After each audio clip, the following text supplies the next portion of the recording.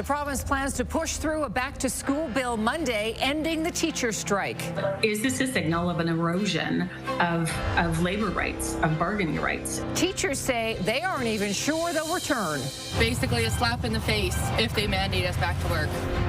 Plus, Calgary's new council assembles. Like I'm ready, I'm excited, I'm a little bit nervous, to be honest with you. A lot to learn and a lot to do immediately. We have about 4 or 5 days of orientation, swearing in on Wednesday next week. And Compassion Calgary needs your help. I thought this drive would be a great way to kind of give back. Volunteers collecting winter gear for the city's unhoused. CTV Calgary, local breaking news with Tara Nelson. Hello and thank you for joining us. Alberta's government is preparing to introduce back-to-work legislation on Monday, escalating tensions in a labor dispute and potentially ending a strike involving tens of thousands of teachers. Meanwhile, the two sides remain away from the bargaining table and far from a deal. Mark Villani joins us now. So, Mark, how quickly could the province move to get teachers back on the job, and what kind of pushback are we hearing about? Well, Tara, the province is calling it the Back to School Act bill. This is a form of legislation that could force more than 50,000 teachers back into classrooms within days. Now, this is a rare and rapidly moving measure, one that unions and labor experts say could override parts of the province's own labor relations code. Now, we spoke with teachers who've been without pay now for 3 weeks. They're standing firm, but the province has other ideas, framing the strike as an urgent crisis and claiming students face irreparable harm if classrooms remain closed. Calgary teachers are arriving home after a rally outside Alberta's legislature.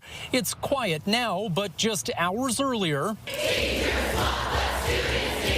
they were joined by thousands of other educators, hoping the province heard their calls for action. If they didn't, they must be tone deaf. Our working conditions, children's learning conditions, we can do better. We need more teaching assistants. We need to reduce the class sizes. Please listen to us. Alberta's government says it is listening, offering wage hikes of 12 to 17%, 3,000 new teachers, and 1,500 educational assistants, all of which was rejected.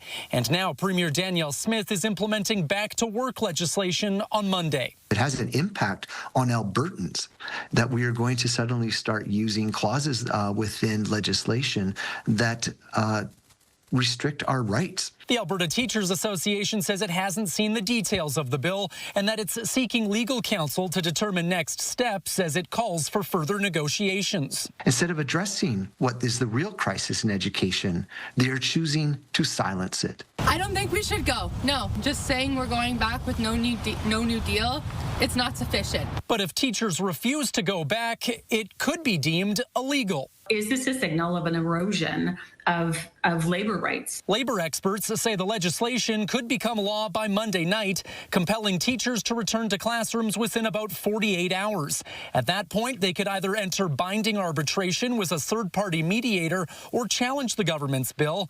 If that's successful, they would then need to proceed to another strike vote to create the conditions by which they could legally strike under the current environment.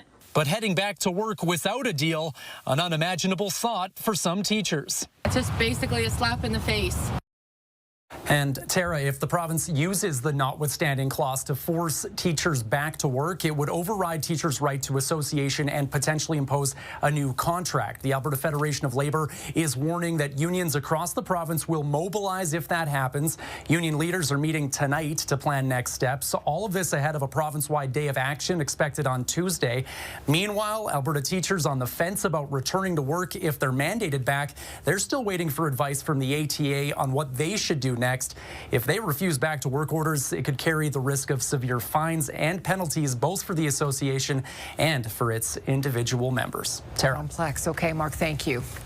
The province is temporarily barring a Calgary daycare from looking after kids under the age of 3 due to safety concerns. Zebra Crossing Academy was found to have a number of non-compliances with provincial standards. Details of those concerns were not released, but 82 children will have to be moved to other daycares, and the province is directing Zebra Crossing Academy to assist families with that process.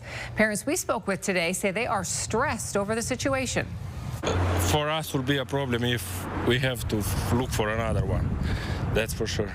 It's really difficult, and then with their non-compliance, that's another concern for me, because what if it was my child, if there's something that happened to him? The daycare's 2 locations will now be on probation until January 23rd, at which time the province will decide if further action is needed. Jeremy Farkas is now officially Calgary's next mayor. Farkas won the city's top job with just over 91,000 votes. That's an even narrower margin than the first tally. He defeated Sonia Sharp by just 581 votes. Sharp today submitted a request for a recount. This year's municipal race saw a turnout of just 39%. That's a drop of 7% from 2021. So a recount may be coming, but the mayor-elect and new councillors are getting straight to work anyway. Orientation is underway as a new-look council learns the ropes. And it's a quick transition from campaigning to serving the city. Jordan Canigan explains. City Hall may look the same, but most of the elected officials inside are different. So I feel like I'm ready. I'm excited. I'm a little bit nervous, to be honest with you. There are 10 new faces on council and a new mayor. Just days since knocking on doors and putting up signs, they're now set to hire staff and open an office. And taking down the 4x8 signs and 4x4s, while at the same time you're starting to get emails from people with, hey, here are the questions, here are the things that I'd like for you to be able to help me with. Calgary's election results are now official, including the results of a recount in Ward 12. Mike Jamieson going from a 29-vote lead to a 59-vote win. A nail-biter, I would say a roller coaster. The votes went up and down, and it was extremely close. Maybe even closest in Calgary history. Council will have little time to catch their breath. A budget will have to be passed next month, and each have priorities for their own ward. So we're looking at blanket rezoning, taxes, and safety. Those are the 3 things that I heard about the most when I was out door knocking. Blanket rezoning, especially in Ward 11, is a big topic, so that's one that I would like to get to right away. The mayor-elect is already hosting meetings and helping a rookie council transition into the public service. Well, as mayor, the leadership takes form in a number of different ways. It's as the leader of city council, so setting the council agenda, getting together with other city councilors, setting the cadence of meetings going forward. And Jordan joins us from City Hall tonight. So Jordan, what's next in this recount request? Well, Tara, Sonia Sharp says that a recount is necessary in the mayor's race to ensure the integrity of the election and its result. And Sharp wants all of the mayoral ballots to be counted once again. But that will be up to Calgary's returning officer. She will need to grant that recount request, and there are several questions about how exactly new provincial rules will be interpreted. Sharp's team also says that they are prepared to request a judicial recount if needed. Now, any type of recount will need to be completed by Wednesday at noon. The swearing in of the new mayor and all councillors will happen that same Wednesday at 6 p.m. Tara? Okay, thank you, Jordan. We will have a one-on-one with Mayor-elect Farkas a little later in the newscast. Calgary police want to hear from witnesses after 2 men in their 70s got into a fight in a Northwest parking lot. One of the men, who was 76, later died. It happened outside of McDonald's on Crowfoot on Tuesday. Police say the men knew each other. The man who was hurt declined medical help at the scene and then later died. An autopsy was performed on the victim today, but the cause of death is undetermined. A 79-year-old man is charged with aggravated assault, and investigators say the charges may be upgraded. Calgary police are investigating a stabbing in Fish Creek Park. Police say a man went to South Health campus just before 7 last night. He told police he had been stabbed while walking in the park. The victim was taken to another hospital for surgery. Investigators are trying to find out exactly where it happened. A thief with a taste for alcohol has been breaking into a historic Calgary restaurant over and over. Police say there have been 5 break-ins at Bow Valley Ranch between September 10th and October 17th. They have all occurred in the evening or overnight and through a different door or window each time. The thief usually takes small amounts of alcohol and then walks out the door. So far, no arrests have been made, but some photos from security cameras have been released. Management says staff are kind of alarmed about the incidents. Anger. Frustration. Some of the staff members here have been working here for 6+ years, so they have a real connection to the building. And when you work in a place for so long, obviously it angers you when someone breaks into your home. Anyone with information is asked to contact police or Crime Stoppers. You're watching CTV News Calgary. Game 1 of the World Series between the Toronto Blue Jays and the Los Angeles Dodgers is just underway. Glenn Campbell is live at the Cactus Club on McLeod Trail tonight. So, Glenn, what's the atmosphere like down there?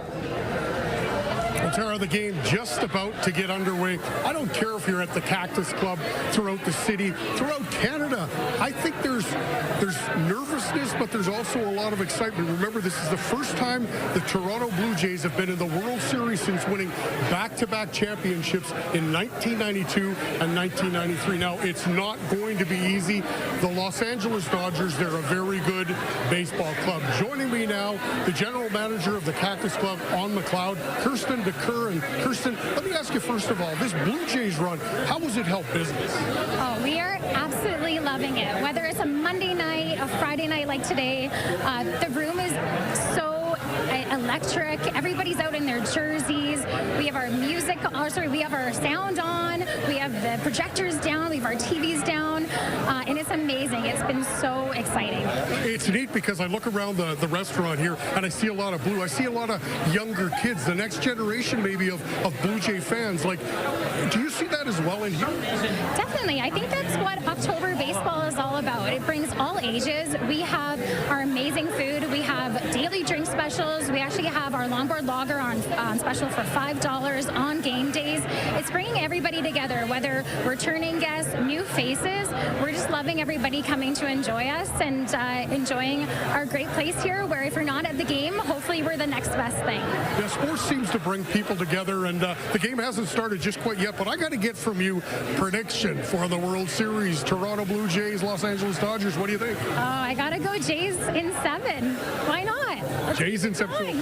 Close series going to be. Let's do it. Yeah. Okay, I would love that. I'd love to see a lot of baseball like that for sure. Okay, and a little later in the show, a father and his sons made the road trip to Toronto. They're going to the World Series. We'll have that story a little later in the show.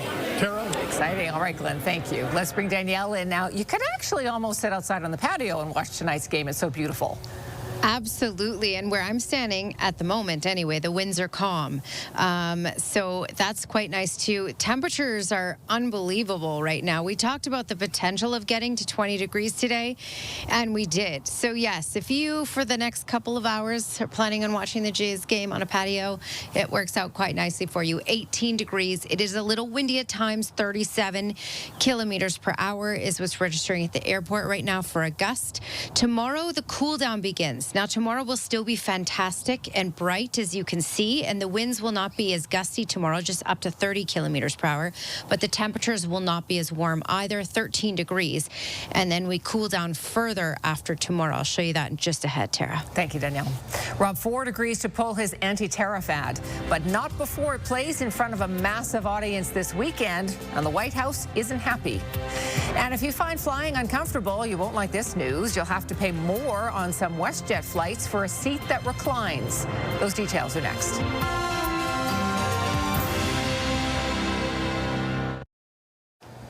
The U.S. president has delivered an unexpected blow to Canadian industries, announcing late last night that he has terminated trade talks with Canada. Donald Trump says the decision is over an anti-tariff ad paid for by the Ontario government. CTV senior correspondent Annie Bergeron-Oliver has more on the fallout. Rejecting protectionist legislation and promoting fair and free competition. Ontario's $75 million ad featuring the voice of the late Republican President Ronald Reagan was only on the air for about a week, but it appears to have hit a nerve. The U.S. president repeatedly attacking the ad, saying Canada has fraudulently used an advertisement, which is fake, featuring Ronald Reagan speaking negatively about tariffs. Based on their egregious behavior, all trade negotiations with Canada are hereby terminated. What happened is one of the leaders in Canada was running ads in the United States on trade, on tariffs that took President Reagan's words out of context. But there is skepticism even among Republicans that the ad alone is to blame for the terminated talks. The fact is that the negotiations with the Canadians have not been very collegial. They've not been going well. I think the president's very frustrated. Canadian negotiators seeking relief for hard-hit sectors like steel and aluminum were just in Washington. And as late as Tuesday, Canadian sources were telling CTV News a trade deal was close and progressing well. We can't control the trade policy of the United States. Prime Minister Mark Carney, who is off to Asia, where he will be attending global summits alongside the U.S. president, says Canada stands ready to talk. We stand ready to pick up on that progress and build on that progress when the Americans are ready to have those discussions, because it will be for the benefit of workers in the United States, workers in Canada. The Conservative leader lays the blame on the Prime Minister. The responsibility rests with the national government and its head, and that's the Prime Minister. And Mark Carney has broken his promise. The advertisement will run as scheduled during the first 2 World Series games. But the Premier's office says that in speaking with the Prime Minister, Ontario has decided to pause its U.S. advertising campaign on Monday. Annie Bergeron-Oliver, CTV News, Ottawa. Alberta Premier Danielle Smith says Doug Ford is making the right decision by pulling the ad campaign. Smith says she thinks diplomacy and working in good faith is the right strategy to get a deal in place. WestJet will soon start charging more to sit back and relax. It seems like over the last 20 to 30 years, what airlines have done is sort of piece out different parts of the flight experience and charge customers for different parts. What's next? Are they going to charge you to use the washrooms? The airline will be adjusting some of its Boeing 737 aircrafts to remove the reclining option from economy seats. Those who want a seat that allows you to sit back will need to book in the premium section or extended comfort section.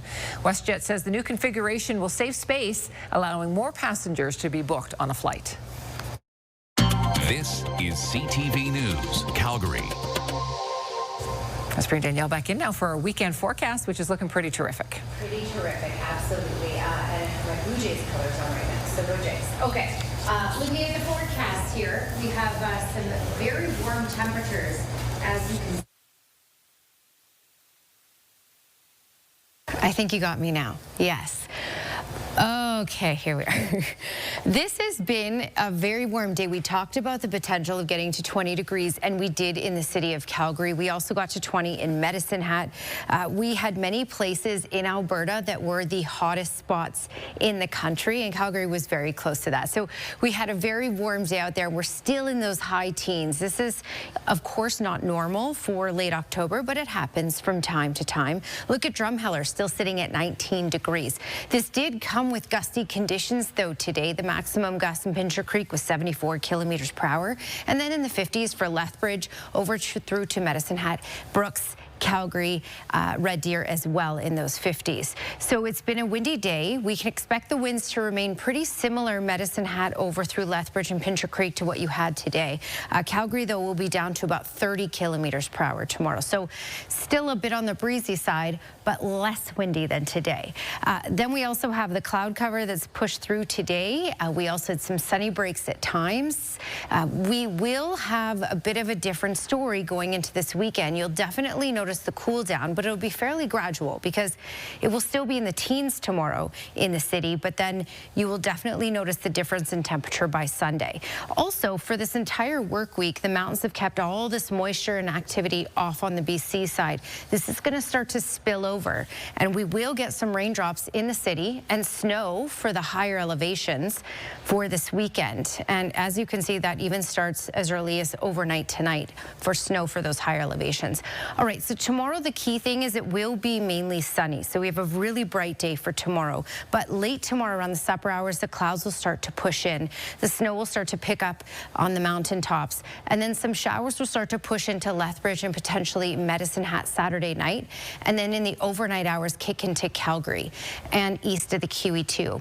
Then we'll have some showers to kick off Sunday morning, and then that will all start to move on out. But this system off to the north will be funneling down some cold air. So while they'll be dealing with snow up to the north, it's going to push some colder air in, which we will certainly notice, and that will cool down for the longer range forecast, as you can see here. So for tomorrow, 13 degrees, still hanging on to the teens at least for tomorrow.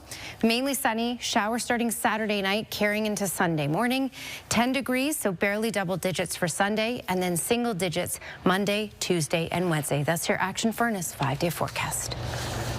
Halloween is, of course, a time of horrors, especially for those focused on healthy teeth, but a local dental office isn't scared to embrace the spirit of the season.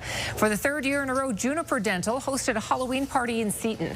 Today, families enjoyed free face painting, magic acts, and trick-or-treating stations. The dentist says they usually welcome around 700 kids and their parents to the event each year. It's like holding on for dear life. It's awesome, though. It's just great to see everyone show up and come out, and we just want to give back. We're a new business. We're family-owned. It's me and my wife. The dental office is also doing a draw for a trip to Las Vegas. Winter may not be that far off, and a couple of students are stocking up on winter clothing for the city's most vulnerable. We'll tell you how you can help. And Jeremy Farkas won the mayor's chair Monday. We'll hear what he thinks is next for blanket rezoning.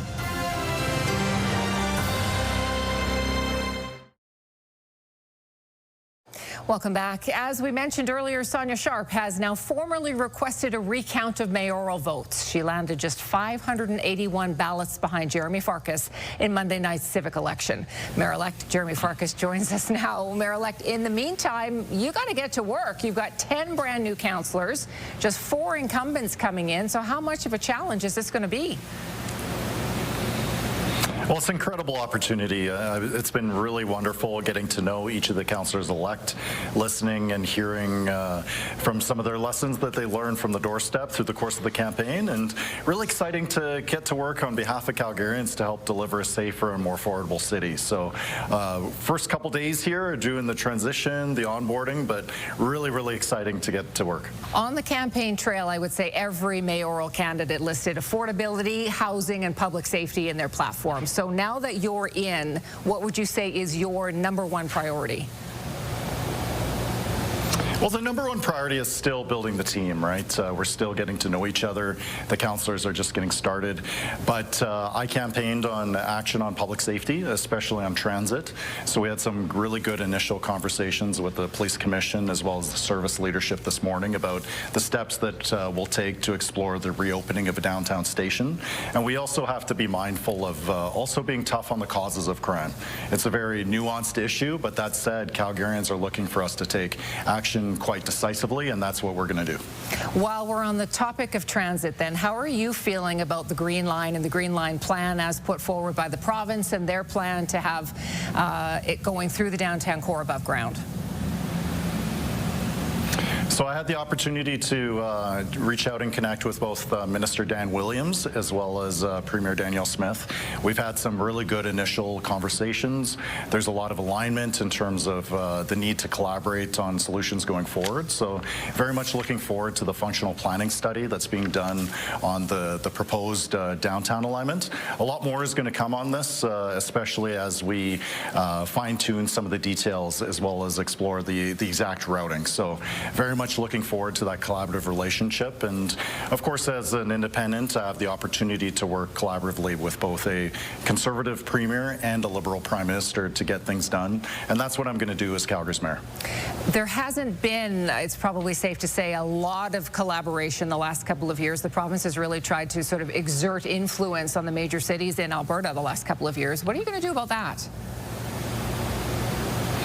Well, it's very clear that Calgary's mayor has to be willing to partner when it makes sense for Calgarians, but also be willing to push back. But at the end of the day, the constituents, the voters who elected me, and also every single Calgarian is expecting our mayor and council and other levels of government to work together. So at the end of the day, we are there to solve problems on behalf of Calgarians, and that means working collaboratively with the provincial and the federal counterparts to get things done. And it's not just issues like the Green Line, it's also public safety. There's a lot of other areas of shared jurisdiction that we need to lean into. So that's really going to be my approach, to partner, but also be willing to push back. But at the end of the day, really seek that common ground and seek a resolution that can get everyone what they need. A lot of the talk this campaign centered around blanket rezoning, and of course not all of your new councillors think that it should be repealed. So is this going to be the extremely contentious issue that kicks off this term? No, I don't think so. I think there was a broad consensus amongst Calgarians that the blanket rezoning approach hasn't worked to be able to deliver the certainty as well as the number of homes that are required, and especially at the price point. So I'm very committed to repealing blanket rezoning, but also working together on a replacement approach that still gets the needed housing built, but in the appropriate areas where the services and infrastructure can support it. So we're still in very early conversation about the mechanics of that, so stay tuned. But I would say that there's a broad consensus amongst not just Calgarians but this council to take decisive action on housing to ensure that more options are made available to Calgarians that are safe and affordable. Can you give us any more specifics? I mean, if it's repealed, what do you replace it with to ensure that more homes are being built? So we've heard from Calgarians that the greatest level of density should be focused near LRT stations, closer to education and employment centers, where the services and infrastructure can support it. No one likes the uncertainty about, say, the prospect of an eightplex going up next door with very limited parking. So I think that there's reasonable concerns that Calgarians have brought in terms of the process. The blanket rezoning hasn't worked to be able to deliver the amount of housing, especially at the price point required. So we're going to move forward in these conversations and take action as a mayor and council to deliver the housing that Calgarians need, but in a more thoughtful way where the services and infrastructure can support it. Mayor-elect Farkas, we thank you for your time tonight. We appreciate it. Yeah, thank you so much, Calgary, for this opportunity to serve. Still to come on CTV News, she's used to high-pressure situations. Lights, camera, action, nothing to this bobsledder. But how did she do under the lights of the Jeopardy studio? That's next.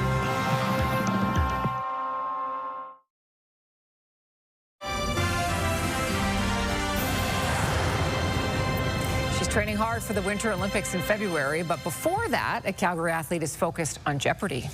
I'm used to being in front of the camera with my sport, and I think of some of the competitors that I was with on the show kind of alluded to that, as well as maybe being a little bit of a safety net, that I didn't have to worry about the lights and the cameras being in my eyes. I could just focus on the task at hand.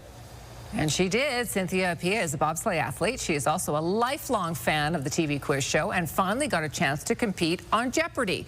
Appiah has already taped her appearance on the show and so can't say how it turned out. It airs next Tuesday. She's in training on the bobsleigh track for the Milan Cortina Olympics, which begin February 6th. Good luck to her. We'll have to watch on Tuesday. Yeah, impressive. Wow. Happy Friday. We're going to kick things off with a Canadian quiz. Just a few quick ones, eh? Height? 5'11". Correct. And on your driver's license? 180 centimetres. Correct. How much do you weigh? 185 pounds. But at the doctor? 84 kilograms. Correct. What's the temperature? Minus 10 outside? Celsius? Obviously. Why are we like this? This is Australian comedian Jimmy Reese setting up a skit to show how confusing Canadian measurements are. We use metric, we use imperial, we use it all. We use it all. Depending on what situation you're in. It would be very confusing to other people who come here to know. Yeah, and the funny thing is that, you know, you can pretty much switch pretty quickly. And people understand both. Yeah. Yes. Yeah. Well, some people like to take simple tasks and make them just a little bit harder to do, just for fun.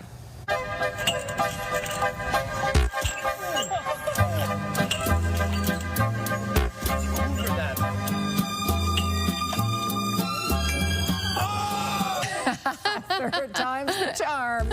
I guess guess putting shorts on the normal way was just too easy, so these guys added leaping from a swing into the process. A couple of failed attempts here, but they got it on the third try. But how exciting is it? And I see his Blue Jays blue shorts. That's pretty good, too. Yeah. Look at that These guys have time in their hands, though.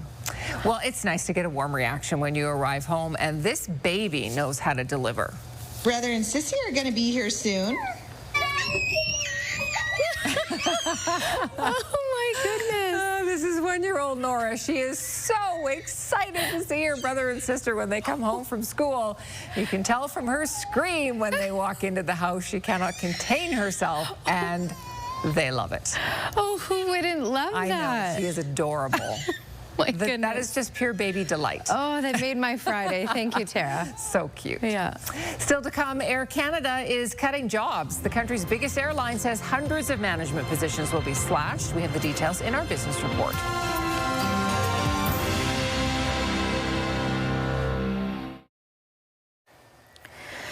Okay, a bouncy camera here because it is quite windy out there at times.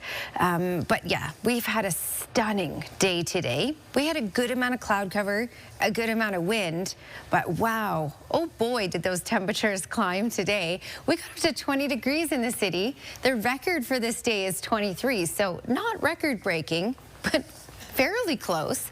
We're now down to 18 as things slowly start to cool for the day. But yeah, so the sun is setting on some heat for sure. And we're not going to have this kind of heat in the 10-day forecast, nothing close to it. We're going to lose the 1 in front of the 8, and that's more like the temperatures we're going to see next week. But Drumheller is still holding on to 19, 18 in Medicine Hat, Calgary, Lethbridge. Wow.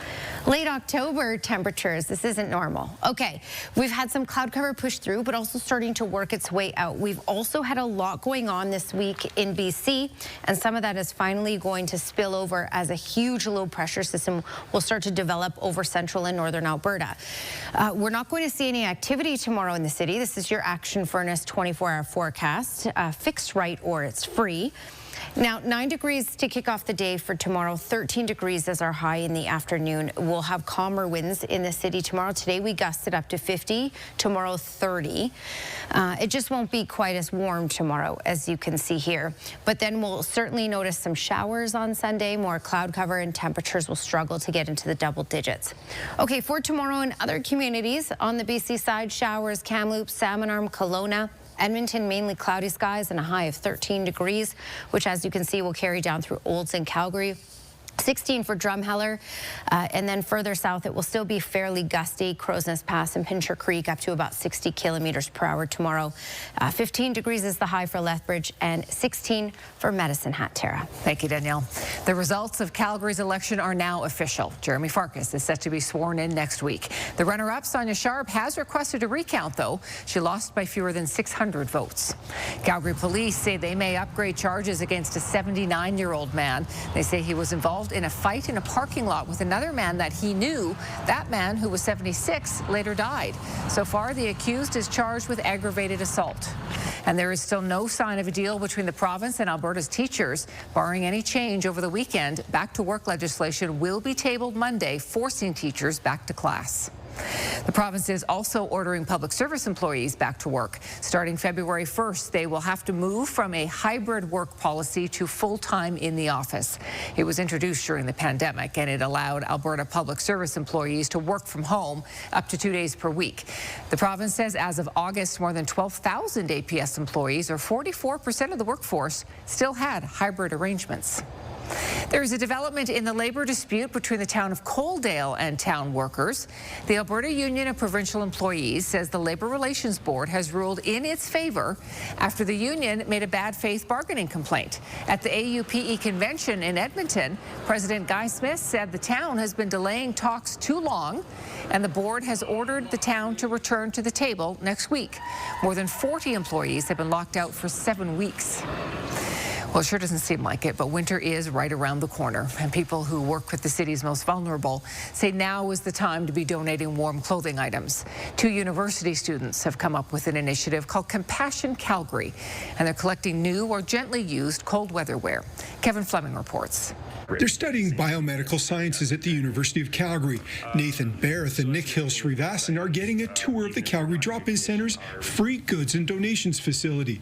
The two founded an initiative called Compassion Calgary to collect winter gear for the city's vulnerable population. I'm a regular transit commuter, and during the winter times I have the unfortunate, I could say privilege of seeing some people facing the harsh realities of the winter, especially when it gets really cold, like -30, -40, and seeing them cope with the weather is really, it just brought something emotionally to me. We've had a lot of students at the university get involved. We've been very fortunate to receive the response that we've had.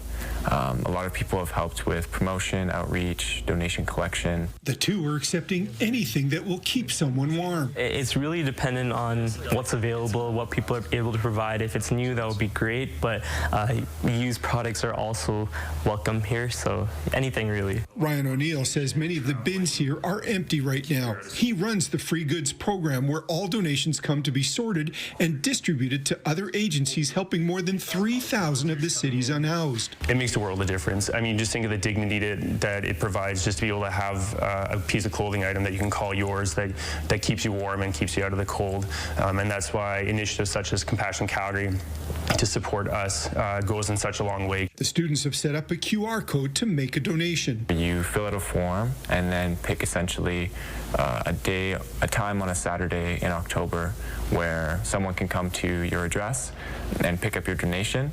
It can be completely contactless, and we will have a volunteer come to your house, pick up the donation. The two hope to gather 1,000 items of clothing. Kevin Fleming, CTV News, Calgary. The students say while the winter clothing drive is on for the month of October, they may extend it into November. We've posted more information on our website on how you can connect with Compassion Calgary or make a donation. Canada's largest airline is laying off workers. BNN Bloomberg's Marilla Fernandez has more on that. Air Canada is cutting about 1% of its workforce. About 400 management jobs will be lost. The airline shared the news on the same day it announced it will start running direct flights to the U.S. from Toronto's Island Airport. Travelers will be able to fly directly to New York, Boston, Chicago, and Washington starting March of 2026. Here are the closing numbers for the day. The Canadian dollar's up a fraction to 71.44. West Texas Intermediate crude is down to 61.50. Western Canadian Select is up close to $3 today to 48.99. And the TSX gained 166 points today, ending the week at 30,353. Those are your business headlines. I'm Marilla Fernandez. Some educators on strike hosted a pop-up market in Southwest Calgary to sell crafts created by their fellow teachers. The idea for this market grew out of the challenges teachers have been experiencing over the past few weeks. Items for sale included seasonal crafts, artwork, and jewelry. Organizers say this is a way to help teachers stay positive during the strike and focus their energy. I would also say it has been a roller coaster mentally, emotionally, financially. My husband is a teacher as well, but we believe that it is worth it, and so we are still strongly behind our union and the labor action, because what we need from the government is for them to come back to the table and negotiate with us in good faith. The organizers of this pop-up market couldn't yet say if they might be organizing another one in the future. World Series fever is in full swing. We'll go back to Glen Campbell in the thick of the crowd tonight as Calgarians take in Game 1.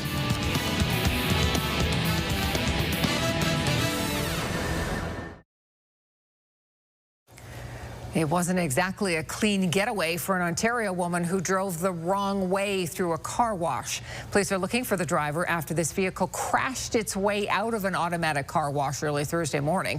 The video shows the vehicle going the wrong way before smashing through the garage door entrance and taking off. Damages are estimated to be around $30,000. Let's head back to the Cactus Club on McLeod Trail tonight. Glen Campbell is there. There's got to be a lot of excitement in that room tonight, Glen. Yeah, I'd say so, on a big sigh of relief. Bottom of the second, Dodgers had already scored one run. The bases were loaded. Treya Savage gets out of it, so the Dodgers lead 1-0 going to the bottom of the second inning. All right, now when the Jays punched their ticket to the World Series, thousands of fans across Canada scrambled to see if they could get World Series tickets. The Frid family, they were able to get theirs. They packed their bags this morning on their way to Toronto, and they're at Game 1 of the World Series. David Frid became a diehard fan of the Toronto Blue Jays when they won back-to-back world titles in 1992 and 1993. He may be from Calgary, but the Jays are in his blood. It's Canada's team. If you follow baseball, if you follow the Blue Jays, you breathe it, you live it, you know it, just as much as if you were in Toronto. Maybe more so, because we have to pay closer attention being away. Frid watched the Jays win their 2 championships on TV. In 2025, he's seeing it live. And what makes this trip to the World Series even more special is he's going with his 2 sons. Oh, that's about an 11 out of 10. That's it couldn't be more excited. Never been to a World Series game. That is a bucket list item. Probably wouldn't have been as wouldn't be as interested if it wasn't for the Blue Jays. Cohen and Kingston are beyond excited.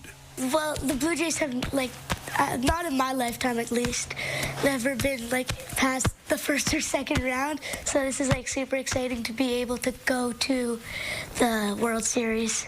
I'm actually shocked it happened. Well, they had a good season this year, but still amazing that they made it to the finals. Frid is such a big fan of the Jays, he has season tickets even though he lives in Calgary. And his timing couldn't have been any better. A swing and a fly ball to left field. Back goes Rosarena. She's gone! They stated all year that with season tickets you could get access to the World Series. So we're now proud Calgarians, season ticket holders in Toronto, and we will be heading to Toronto next season for many games. I reckon we'll probably be there 3 or 4 times.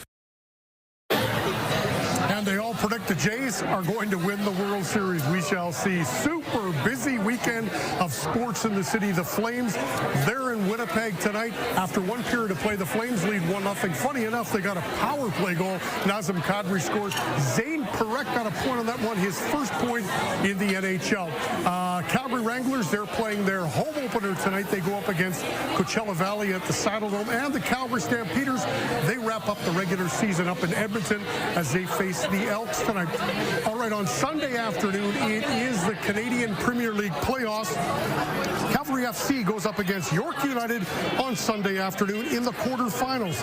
Cavalry ended up in 3rd place in league standings, so they host the winner of the Wanderers and York. And York, they would prevail on Wednesday night. Cavalry expects it to be a tough matchup, but the defending champs say they love having home field advantage. In this game, we have to make it about us.